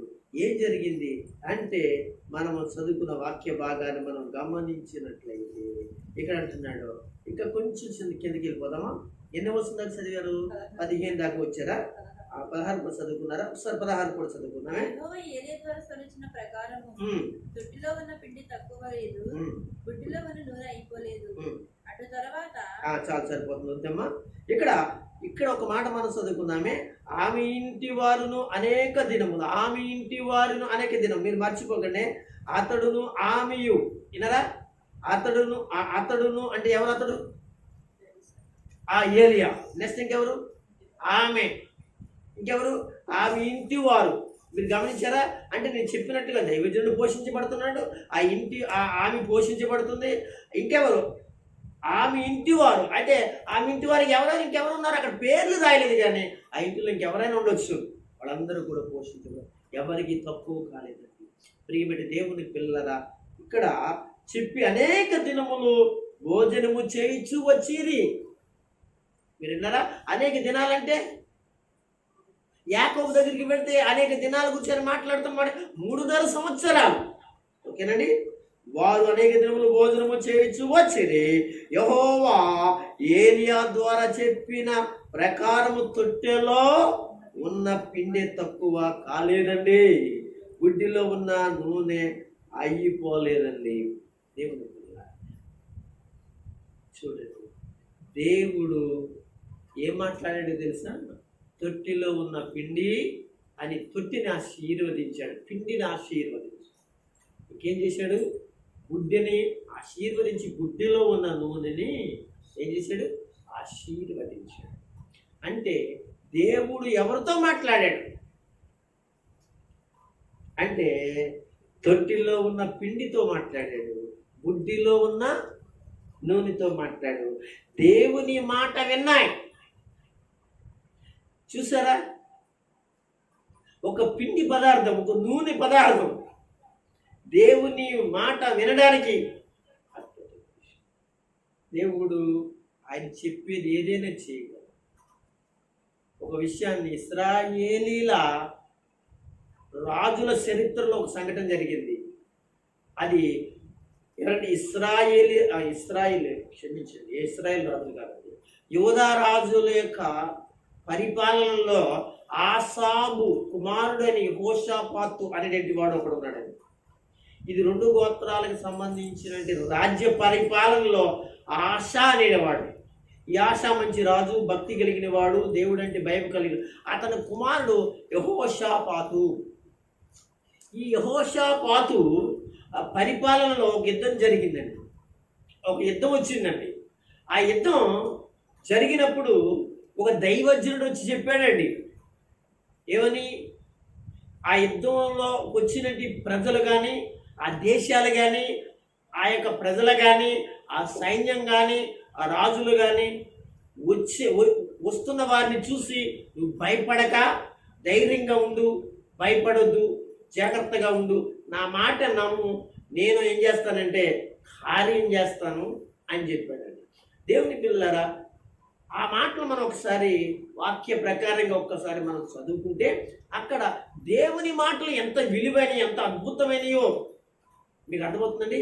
ఎంత గొప్పవి అంటే నిజంగా ఒక సైన్యం కలిగిన రాజు తన సైన్యం సరిపోదు, తన యొక్క మిలిటరీ సరిపోదు, నా బలం సరిపోదు అనే పరిస్థితులు బాధపడుతూ ఉన్నప్పుడు, ప్రార్థన చేస్తున్నప్పుడు దేవుడు తన దైవజనుడిని పంపిస్తాడు. అంటే ఒక మాట మీరు గమనించాలి, సంఘానికి అనగా దేవునికి మధ్యన ఎవరుంటారో తెలుసు అంటే దేవుని కార్యాలను ప్రకటన చేయడానికి దైవజనులు ఉంటారు. ఈ విషయాన్ని సంఘం గమనించాలి. ఎక్కడెక్కడికో వెళ్ళక్కర్లా, దైవజనుడితో చెప్పుకొని మీరు ప్రార్థన చేసి, దైవజనుడితో ప్రార్థన చేసి, దైవజనుడు మీతో ప్రార్థన చేసి, అనగా దైవజనుడు ఆయా సమయాల్లో మీ కొరకు ప్రార్థన చేసి దేవుడు కార్యం చేస్తాం. ఒకసారి మనం దినవృత్తాంతాల్లోకి వెళ్దాం. ఒకసారి ఒక్క 5-10 నిమిషాలు మనం ఈ విషయాలు చదువుకుందాం. ఏం జరుగుతుందో, ఏం చెప్పాడు జాగ్రత్తగా మనం గమనిద్దాం. దినవృత్తాంతాలు 2వ గ్రంథం అనుకుంటున్నాను, 20వ అధ్యాయం అనుకుంటున్నాను. ఒకసారి చూడతారా? 20వ అధ్యాయం తీసారా? ఓకే, 20వ అధ్యాయము 2వ దినవృత్తాంతాలు. జాగ్రత్తగా, ఇతడు ఎవరంటే ఆషాబు కుమారుడైన యెహోషాపాతు. ఇతడు ఎవరికి రాజు అని చెప్పాను? యూదా 2 గోత్రాలకి రాజు కనుక ఒక రోజున ఇతడు పరిపాలన ఇంత చక్కగా జరగడానికి, ఇంత అభివృద్ధిలోకి రావడానికి ఇతడు పూర్తిగా దేవుడి మీద ఆధారపడడమే. ఏమండి? అయితే ఇక్కడ ఏం జరిగిందంటే ఒక విషయం మనం చదువుకున్నాం. 15వ వచనం చదవగలరా? ఇది ఒక ప్రకటన అండి, ఒక వాక్ అండి. యూదావారులారా, యెరూషలేము కాపరస్తులారా, యెహోషాపాతు రాజా, మీరందరూ ఆలకించండి.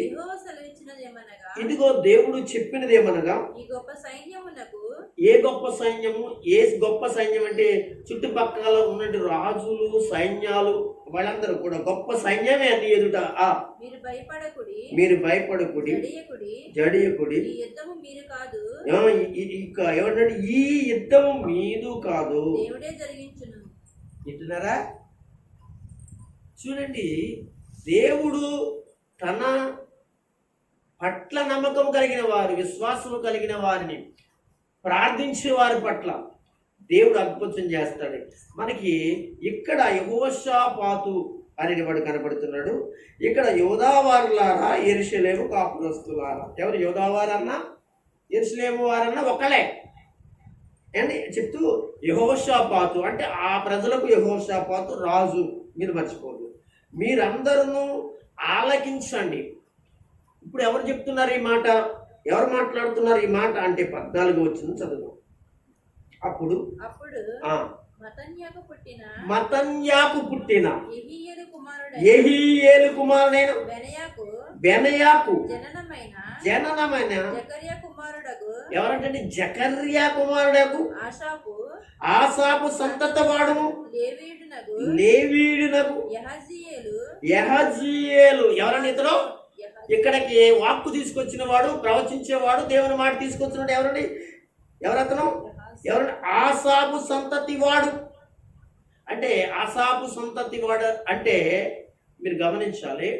ఇక్కడ ఇందాక ఆశాపు రాజు అన్నాను కదా, మళ్ళీ అలా వెళ్ళిపోకండి మీరు. అతను ఆశారాజు అనమాట అండి. అతను రాజు. వీళ్ళు ఎవరంటే ఆసాపు సంతానం. అంటే లేవీలకు సంబంధించిన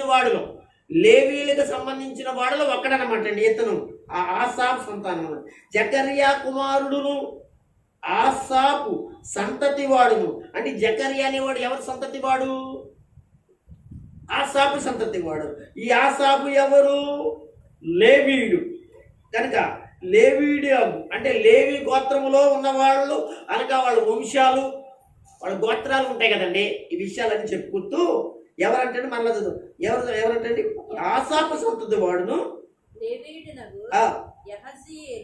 అతని పేరు యెహజీయేలు. సమాజములో ఉన్నాడు. ఎవరి సమాజంలో? ఆ ప్రజల సమాజంలో ఉన్నాడు. ఇప్పుడు దేవుని అభిషేకం అతని మీదకి రాగా అతడు ఇలాగు ప్రకటన చేశాను. యోధావారులను చదివండి. ఇప్పుడు అమ్మ చదివాము. కాపురస్తులారా, యెహోషాపాతు రాజా, మీరందరూ ఆలకించండి. యెహోవా సెలవిచ్చినదేమనగా గొప్ప సైన్యమును, ఈ గొప్ప సైన్యమునకు మీరు భయపడకుడు, జడియకుడి. ఈ యుద్ధము మీరు కాదు, దేవుడే చేస్తాడు. రేపు వారి మీదకి పొండి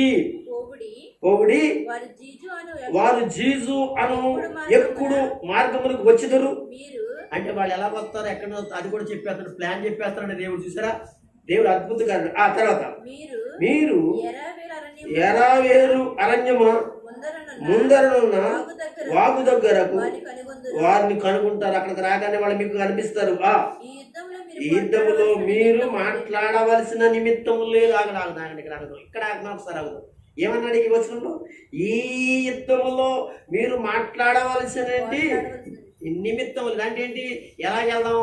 పైనుంచి వెళ్దామా, కొండల నుంచి వెళ్దామా, అరణ్యం నుంచి వెళ్దామా, ఇంకో పక్క నుంచి వెళ్దామా, 10 మంది ఇలాగ వెళ్దామా, 100 మంది అలాగే వెళ్దామా, రథాలు ఇలాగ వెళ్దామా అంటే మీరు మాట్లాడుకోవాల్సిన ప్లానింగ్ ఏమక్కర్లేదుక. సరే, దేవుడు చేయడానికి నిశ్చయించుకున్న పరిస్థితులు కూడా మనం చూస్తున్నాం. మీరేమి ఈ యుద్ధం నిమిత్తం అని ఏం చేసుకోవాలి? ప్లాన్ చేసుకుని 10 మంది అలాగే వెళ్తే, 100 మంది ఇలాగ వెళ్తే వాళ్ళని కొట్టగలుగుతాం. ఈ విధంగా యుద్ధం చేస్తే ఉంటుంది కదండి. యుద్ధం చేయడానికి ఒక ప్లాన్ లేకుండా వెళ్ళారనుకోండి, ఓడిపోతారు. కనుక అనగా మీరు ఆలోచించుకోవాల్సిన అవసరం లేదు, నిమిత్తం లేదు. నేను అన్ని ప్లాన్ చెప్పేస్తున్నాను. మొదలు అక్కడ పైన చెప్పేసాడు కదండి, పై వచ్చంలో చెప్పేసాడు కదా. కనుక మీరు ఎట్టి పరిస్థితులు ఆలోచించుకోవాల్సిన పని లేదు. యుద్ధ విషయంలో చేయగలదు. నేను చెప్పిన ప్రకారంగా మీరు చేయండి.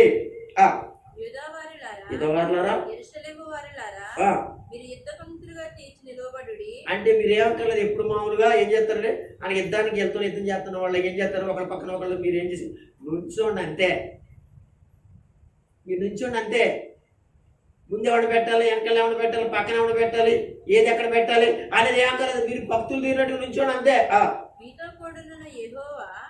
అంటే మీకు అర్థమైందండి. అంత చెప్పాడు ఎవరంటే ఎవరు అంటే ఇప్పుడు వాళ్ళ మధ్యన ఎవరున్నారు కానీ కనపడలేదండి. ఎవరైనా చాలా పర్యాయాలు దేవుడు మనకు చేసిన కార్యాలు జరుగుతూ ఉంటున్నాయి, కానీ అది దేవుడు మన మధ్య నుండినే చేస్తూ ఉన్నాడో, ఆయన చేస్తుండగానే మనకు జరుగుతున్నాయి. అప్పుడు మనం అనుకుంటాం మన పక్క వాళ్ళు చేశారనుకుంటాం, మన ఊర్లో వాళ్ళు చేశారనుకుంటాం, మన యొక్క రాజకీయ నాయకులు చేశారనుకుంటాం, లేకపోతే ఎవరో మన అధికారులు చేశారనుకుంటాం, మన చుట్టాలు చేశారనుకుంటాం, మన బంధువులు చేశారనుకుంటాం, ఎవరో మనకి సంఘం చేసింది అనుకుంటాం. కాదు, ఎవరున్నారో వాళ్ళ మధ్యనా దేవుడు ఉన్నాడండి. ప్రేమేంటి వాళ్ళారా, దేవుడు ఏం చేస్తున్నాడు, అక్కడ ఉన్నాడు. మీతో కూడా యెహోవా దయచే రక్షణ మీరు చూచెదరు. భయపడకుడి, జడియకుడి, రేపు వారి మీదకి పోవుడి, యెహోవా మీతో కూడా ఉండును. అప్పుడు యెహోషాపాతు సాష్టాంగ నమస్కారం చేశాను. ఇవన్నీ మాటలు చూడగానే రాజుగారు ఏమైపోయాడు, పడిపోయాడు, కిందడిపోయాడు. రాజు నమస్కారం చేశాడు. అయ్యో దేవా అని అంతటి పెద్ద రాజు బార్ల పడిపోయాడండి. రేపు జరిగేటువంటి గొప్ప విజయాన్ని ఈరోజే ఏం చేస్తాడు, ఆ రోజే ఎంత శాస్త్రంగా అంటే ఎంత నమ్మకంగా యెహోషాపాతు మరి నమ్మాడో ఆలోచించండి. వెంటనే సాష్టాంగ పడ్డాడండి. ఆ గొప్ప కార్యం ఏం జరగబోతుంది, కన్నులకు కట్టినట్లుగా అనగా చూడండి, ఒక పిక్చర్ చూసినట్లుగా మన ఎదుటిగా కనపడుతున్నట్లుగా యెహోషువ నమ్మిన విషయానికి వెంటనే మోకరించేశాడు, సాష్టాంగ పడిపోయాడు.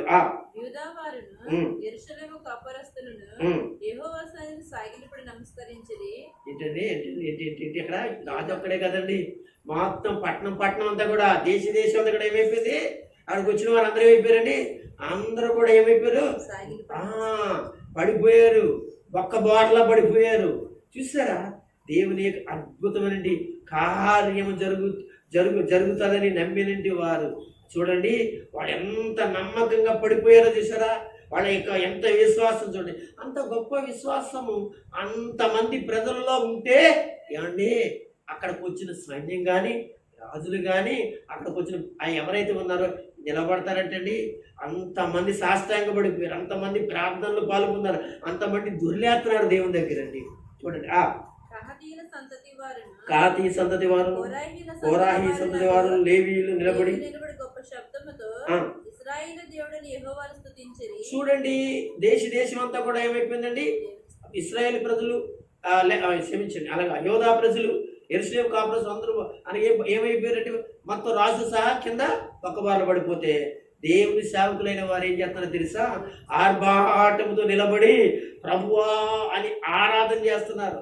అంతే కదా, ఇలా ఆరాధన చేస్తున్న దేవుని స్తుతిస్తున్న నీ ప్రజలు నీ ఎదురు సాగిన పడ్డారయ్యా అని ఇక ఈ లేవీయులు సేవకులైన వాళ్ళందరూ ఏం చేస్తారు, పక్క నుంచి దేవుని స్తుతించడం ప్రారంభించారు. అంతటా వారు ఉదయమున లేచి తెకోవ అరణ్యముకు పోయిరి. వారి పోవుచుండగా యెహోషాపాతు నిలవబడి యూదావారులారా, యెరూషలేము కాపురస్తులారా, నా మాట వినుడి, మీ దేవుడైన యెహోవాను నమ్ముకొనుడి, అప్పుడు మీరు స్థిరపరచబడుదురు, ఆయన ప్రవక్తలు నమ్ముకొనుడి, అప్పుడు మీరు కృతజ్ఞతలగుదురని చెప్పింది. చూడండి, ఇక్కడ ఇతడు ఉదయకాలం లేచిన తర్వాత మరలా దేవుడి మాట జ్ఞాపకం చేస్తున్నాడు. అందరూ విన్నారు ఆ మాట, అందరూ చెవులతో విన్నారు ప్రవక్త చెప్పిన మాట. అందరూ విన్నప్పటికీ కూడా ఇప్పుడు మరలా తెల్లారి వీళ్ళు ఎవరైనా అవిశ్వాసం ఉంటారేమో, పిరిగివారు ఉంటారేమో, నమ్మకం లేని వారు ఉంటారేమో, దాన్ని బట్టి దేవుని కార్యం ఆగిపోతుందేమో అని మరలా చెప్తున్నాడు. మీరు ఎవరిని నమ్ముకోవాలి, దేవుని నమ్మండి, ఆయన ప్రవక్తలను మాటను నమ్మండి, కృతజ్ఞులై ఉండండి, దేవుడు కార్యం చేస్తుంది. మరలా మరొకసారి దేవుని ప్రేరణ లేకపోతే ఆత్మ ప్రేరణ కలిగిన రాజు మరలా ఉద్యోగంతో దేవుని కార్యాన్ని జరగడం కొరకే మళ్ళా ప్రజలందరినీ కూడా, సైన్యాన్ని అంతటినీ కూడా, ఆ సమూహాలంతటినీ కూడా హెచ్చరించి ఉద్యోగపరుస్తున్నది అనగా రాజు కనబడుతూ ఉన్నాడు. తర్వాత ఏం జరిగింది, వీళ్ళని హెచ్చరించాడు.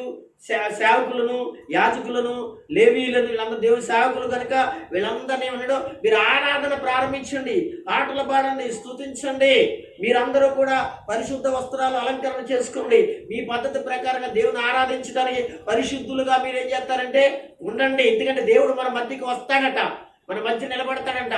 మనం అపరిశుద్ధులుగా ఉండకూడదు, పరిశుద్ధులుగా ఉండాలి. కనుక లేవీలారా, సేవకులారా, దేవుని కోపం మన మీద రాకుండా మీరందరూ పరిశుద్ధులుగా ఉండి ఆరాధించండి. ఆ ఆరాధనకు యోగ్యుడైన దేవుడు మన మధ్యకి వస్తున్నాడు, యుద్ధం చేయబోతున్నాడు అనే వాక్కు మనకి తెలియజేయబడింది కనుక మీరందరూ అందరూ కూడా ఏం చేయాలి? స్తుతించుటకు గాయకులను ఏర్పరిచారు. వారి పరిశుద్ధ అలంకరణ ధరించి సైన్యం ముందర నడుచుచు యెహోవా కృప నిరంతరం ఉండును, ఆయన స్తుతించుడని స్తోత్రము చేయుటకు వారిని నియమించెను. వారిని పాడుటకు స్తుతించుటకు మొదలు పెట్టగా ఏం జరిగింది?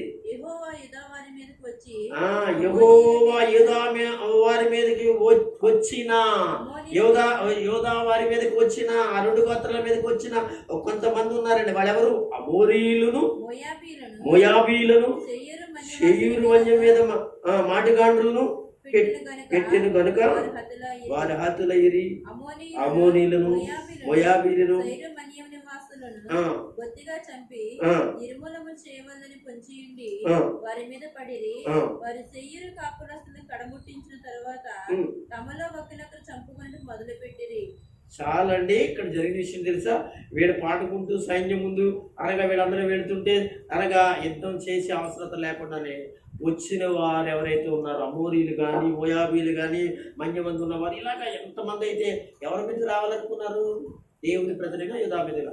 అయితే వాళ్ళకి ఏం చేశారంటే అనగా కొట్టుకుని చచ్చిపోయి అనగా మొత్తం అందరూ చచ్చిపోయిన తర్వాత జరిగిన పరిణామం ఏంటి చెప్పమంటారా? 24 వచ్చిన పడుతుంది. యోధా వారు అరణ్యమందు అరణ్యమందున్న కాపరులు దుర్గము దగ్గరకు వచ్చి సైన్యము తట్టు చూడగా వారు శవముల నేలపడి ఉండేది. చూసారండి? ఏం కనపడ్డాయండి? ఎవరు చేశారు? దేవుడు చేసాడు ఆ యుద్ధం. తర్వాత ఒకడును తప్పించుకొనలేదు. యెహోషాపాతును అతని జనులను వారి వస్తువులను దోచుకున్నట్టుకు దగ్గరకు రాగా ఆ శవం మీద విస్తారమైన ధనమును ప్రశస్తమైన నగరము కనబడెను. వారు తమకిష్టమైనంత మట్టుకు తీసుకొని తాముకొని కొనిపోగలిగినంత కంటే ఎక్కువగా ఒలుచుకొనిది. కొలసం అతి విస్తారమైనందున దాన్ని కూర్చుటకు 3 దినములు పట్టెను. దేవుని స్తోత్రం. చచ్చిపోయిన వాడి దగ్గర బంగారం, ఎండి, నగలు వాళ్ళ పెద్ద ఇది కదండి. అవన్నీ పట్టుకెళ్ళడానికి, గుంచుకుని పట్టుకెళ్ళడానికి సగం పట్టుకెళ్ళి సగం పట్టుకెళ్ళడానికి అంటే ఆయనకు వచ్చిన వాళ్ళందరూ కూడా కొన్ని వేల మంది, లక్షల మంది వచ్చారు. వాళ్ళు పట్టుకెళ్ళడానికి ఎవరో యోధా వారిని పట్టుకెళ్ళడానికి కూడా వాళ్ళు కూడా సైన్యం ఎక్కువ ఉంది కదా, 3 రోజులు పట్టిందంటండి. ఒకసారి అందరూ దేవుని స్తోత్రం చేస్తుంది. నేను ముగిస్తున్నాను. దేవుని పిల్లలారా, దేవుడు మాట్లాడితే, దేవుడు చెప్పింది మనం చేస్తే అది ఎలాంటిదైనా కానీ మనం కన్నులారా చూడగలుగుతాం ఆ అద్భుతాన్ని. తొట్టిలో ఉన్నటి పిండే గుడ్డిలో నూనె చూసాం. ఇక్కడ మనం ఒక మాట మనం చదువుకున్నాం. యోధావారు ఎవరు వాళ్ళేరు? యోధావారు ఏం చేశారంటే యుద్ధానికి వెళ్లకుండా అక్కడ దేవుడు ఏం చేశాడు? నిలబడి అద్భుతంగా మీరు అలా నిలబడండి, ఎంతో మీరు నేను చేస్తానని చెప్పిన మాట నెరవేర్చారు. అది నమ్మిన వారు, నమ్మిన రాజు, నమ్మిన ప్రజల జీవితంలో ఒక అద్భుతం చూసి. అంటే దేవుడు ఏదైనా చేయగలడు, ఎలాగైనా చేయగలడు. కనుక దేవుని పిల్లలారా, ఆయన మాట్లాడితే ఆ మాట ఏమండి ఏదైనా వినగలుగుతుంది, ఏదైనా వినగలుగుతుంది. ఎంతమంది అయితే వచ్చారో వాళ్ళందరూ ఒకప్పుడైతే ఏమనుకున్నారు? యోధా రాజ్యం మీదకి చంపాలనుకున్నారు. ఇప్పుడు దేవుని వాక్కు పంపగానే వాళ్ళు ఏం చేశారు? వాళ్ళ యొక్క ఆలోచనలు మారిపోయాయి, వారి యొక్క ప్రమాణాలు మారిపోయాయి, వారి ఆలోచనలు అన్నీ మారిపోయినట్లుగా చేసి ఒకరికొకరు చంపుకున్నట్లుగా దేవుడు చేశాడు. దేవుని వాక్కు అటువంటిది, దేవుని మాట అటువంటిది. అలాంటిదే ఏలియా కాలంలో, అహాబు కాలంలో ఇజ్రాయేలీలకు జరిగినట్టు అద్భుతమైన కార్యము దేవుని యొక్క మాట విన్న పిండే, దేవుని మాట విన్న ఇలాంటి అద్భుతాలు బైబిల్లో చాలా ఉన్నాయి. చిత్తమైతే మరొక విషయాలు మరొక వారంలో మనం చెప్పుకొని ప్రభుని స్తుతిద్దాం. దేవుడి మాటలు మనందరి ఇంట్లో ప్రభు దీవించి ఆశీర్వదించుగాక. ఆమేన్.